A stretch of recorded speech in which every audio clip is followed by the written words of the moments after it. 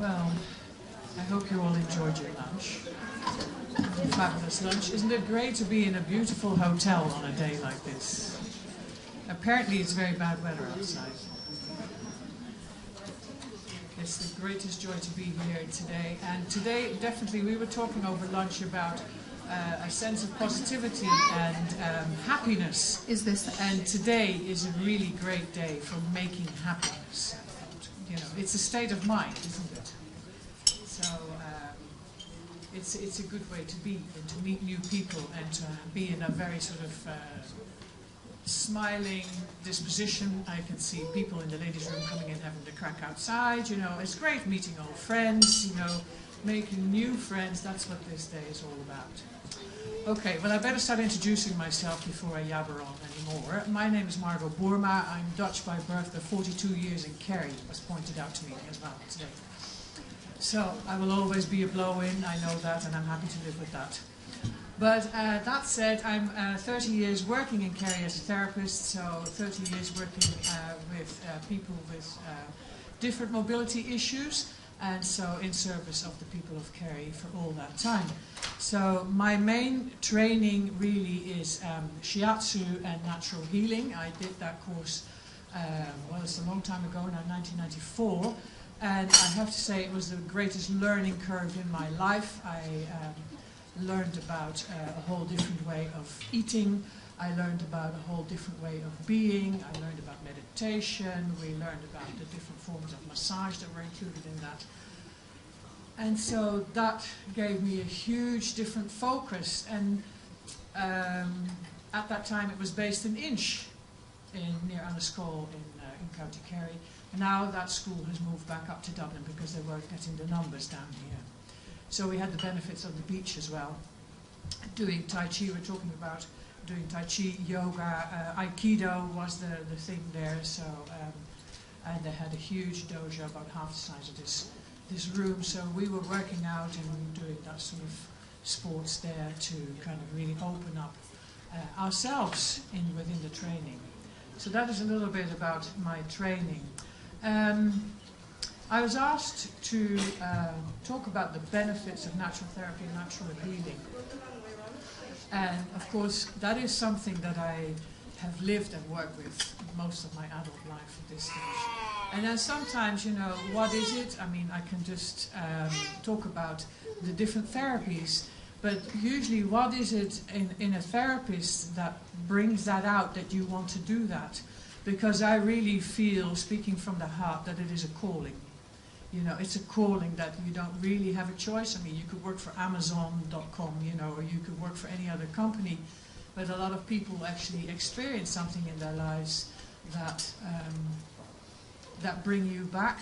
So I experienced a place of burnout for a long time, and to find out how to work your way back from that into I suppose, a living, functioning woman, you know, that at the time I had a business and I had a young girl, so this is something, what it is, that is natural healing, is finding your own way back through fundamental life issues like food, drink, exercise. We've all been talking about that this morning.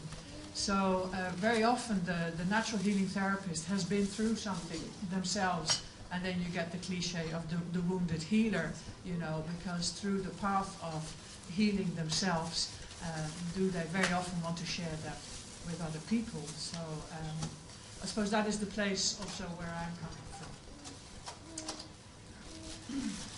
So 3 words really come to mind when I'm thinking about natural healing and natural therapies.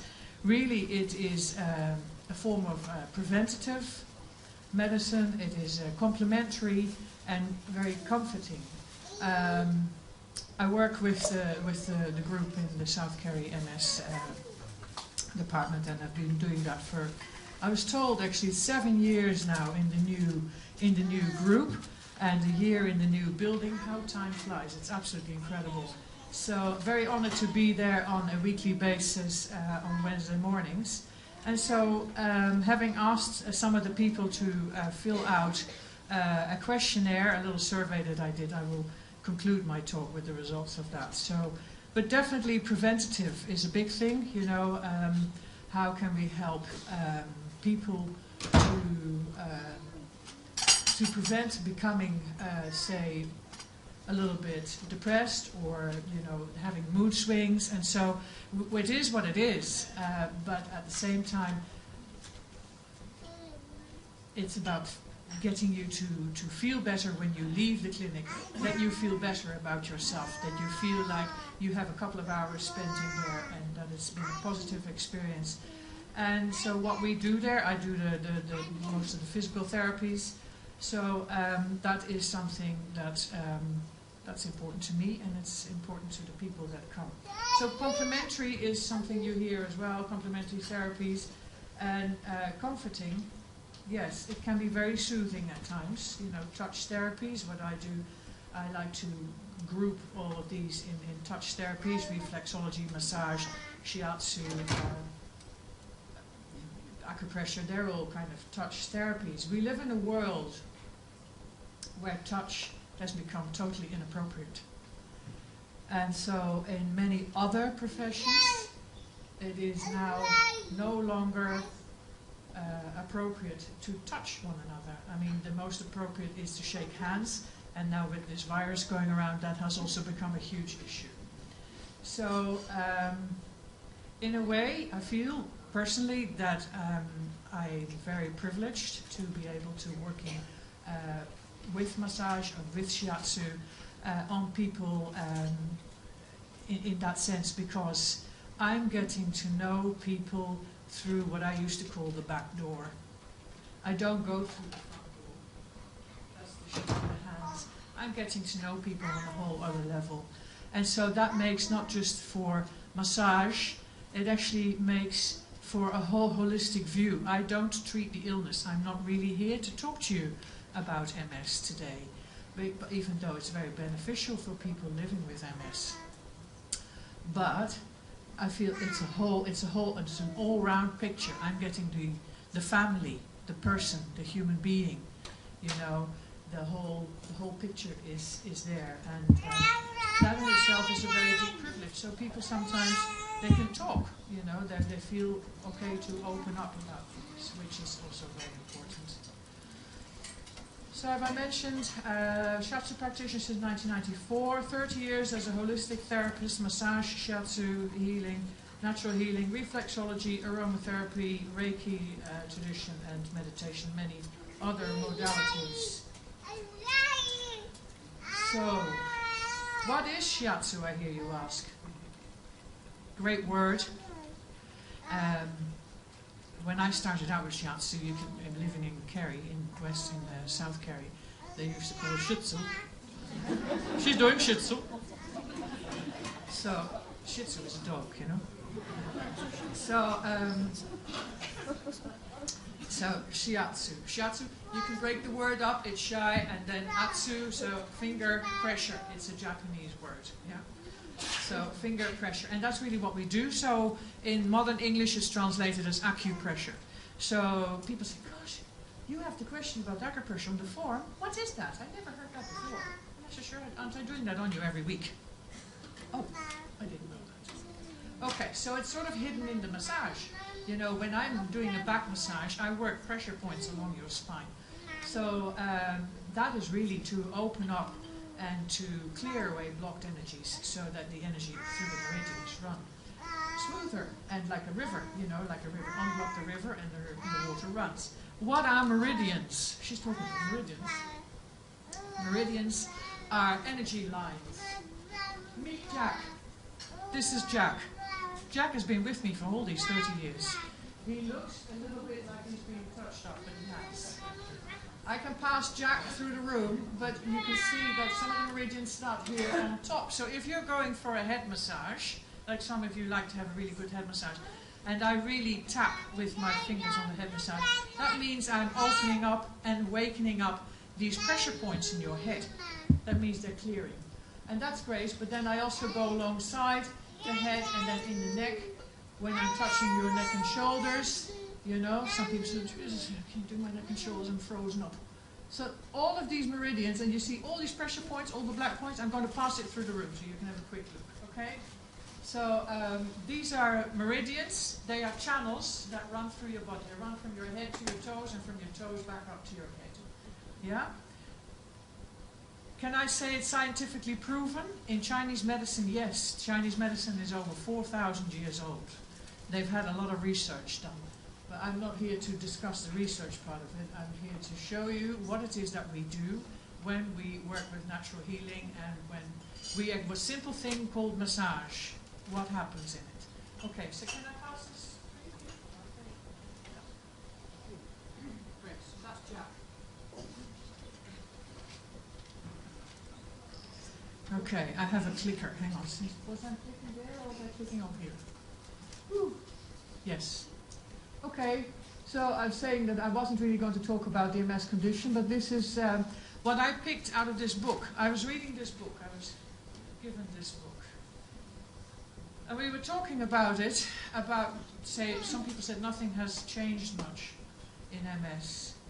But I'm 7 years in this clinic, and before that, I was 10 years in the Kerry Care Foundation, working with people with all sorts of different modalities and issues with disability, usually mobility issues. At that time, there was hardly any research done. I see Helena is not here to contradict me on that. But this book, I don't know if you know about this book, but this is an extraordinary book. I was so pleased I only read it last night, just a quickie, to kind of get through it for the talk. And I was just amazed with the very clarity of this book, the basic information for newly diagnosed people, but also for people who have been working with people for 17 years even. You know, the clarity of this book I find very extraordinary, and it's very, very helpful because it gives you the overall picture, and it goes into diet and mobility and exercise and yoga and meditation. Wow, that wouldn't have happened 20 years ago. So I can highly recommend this book if you can get your hands on it. It was in our clinic. And so I picked it up from there. I'm going to be returning it, so if somebody wants to pick that up. So that is something to me that was very, very interesting, and it discusses all of these issues.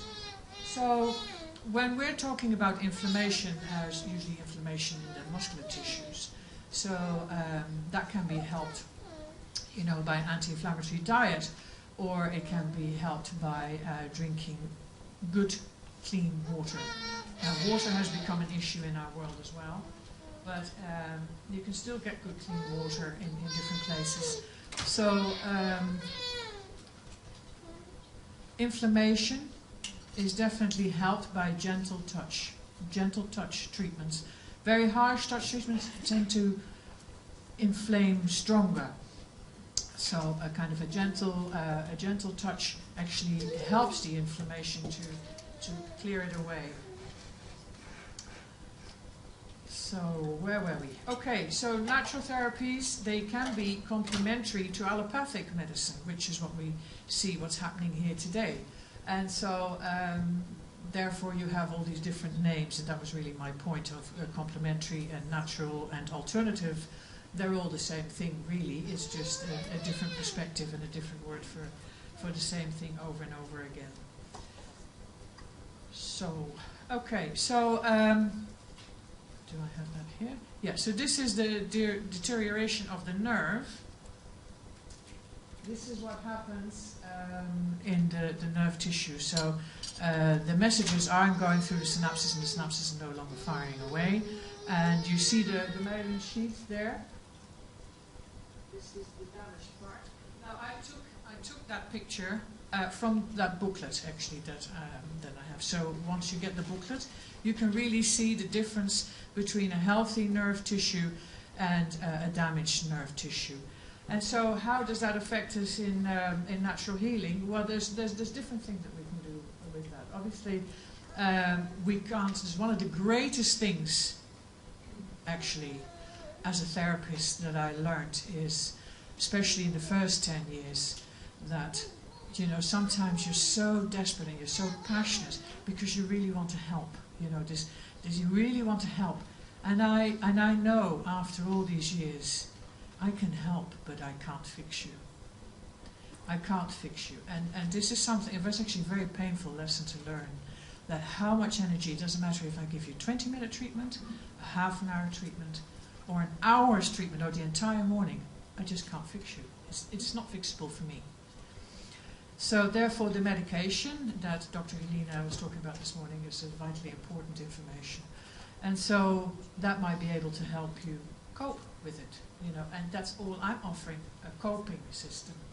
And so, and a comforting system, hopefully. And that is really where my work is at, you know, to make you feel more comfortable when you leave the clinic. So what have I up here? Okay, so how can we help that? Through doing shiatsu, through breathing, actually. We often ask people in the clinic, but also at home in my own place, when people come to me, that I really ask you to relax, and you know, you bring all of your stresses and everything with you. And so it's really about the breathing, coming into your own body and arriving home in your own body, which is sort of, once you've done that, you're halfway meditation. And we like to get people into this sort of half meditative state. Now, shiatsu is normally done on the floor, and I did that for nearly 25 years, but in the last 5 years I've had to give that up because the knees are not the same. I'm not getting any younger, and so I'm working from a table these days. But very often what we would do is that we would use our feet and we would rock the body, and you get deeper and deeper into your state of meditation. Is it time? Is that time thing? Okay, sorry, I'm going too long. All right, so and so that is the way we help with that. And when the body goes into a certain state of relaxation, it becomes self-healing. So, okay, so what does shiatsu do? Well, actually, it helps with the relief of tightness in the muscles, and it improves mobility, and it also improves digestion. Okay, so this is some of my posters you might have seen before. This is the School of Shiatsu. Okay, so natural healing is not a new thing. I mean, as I mentioned, they are traditional Chinese medicines, over 4,000 years old. And Ayurvedic medicine is based from the Indian Himalaya valleys, which is also over 4,000 years old. Hippocrates, the Greek master, took his teachings from the Himalayan valleys, the Ayurvedic teachings, and wrote about the four humors.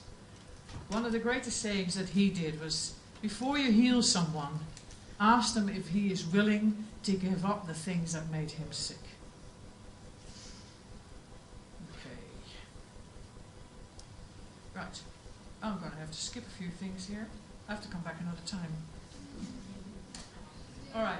Okay. So I had a little questionnaire there, and which was very interesting.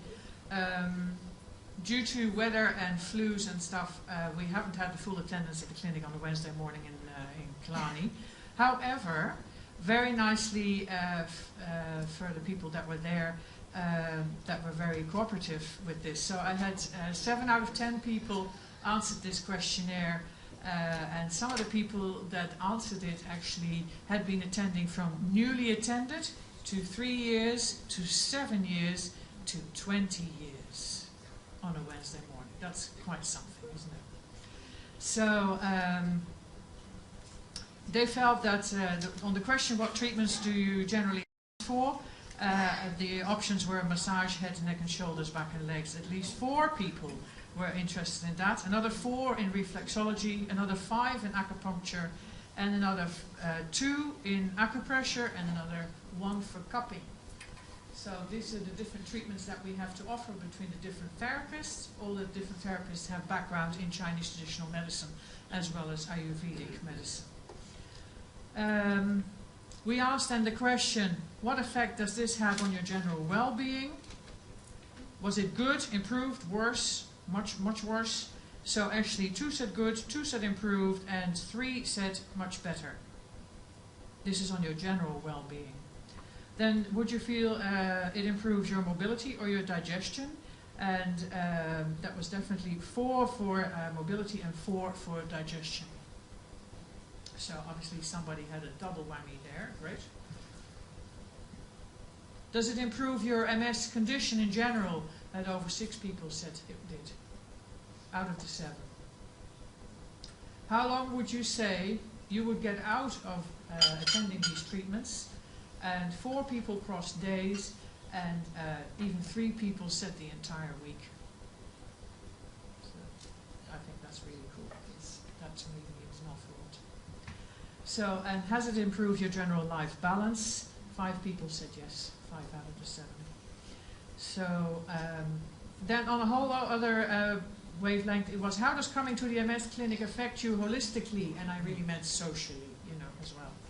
So do you mix or get to talk with people? People said yes, and there were 6 people, and they came to have a laugh. Which is more important than anything, isn't it, really, socially? So then I asked the question, do you share stories? And 6 people said yes. Do you feel you have been heard by others? 7 people said yes. And do you feel you've been heard by your therapist? They said yes. And do you feel that there is room for improvement in this clinic in South Kerry? And it said, please, right below, point out what please. And people said, improvements? No, we're all very happy. I leave it with you. Thank you very much for listening.